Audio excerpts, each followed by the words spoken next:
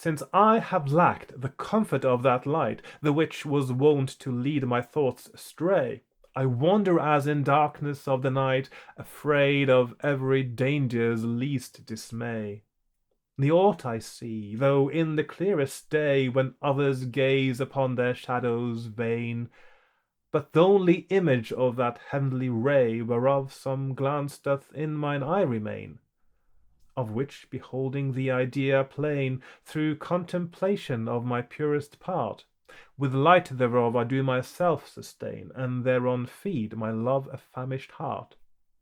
But with such brightnesse, whilst I fill my mind, I starve my body, and mine eyes do blind.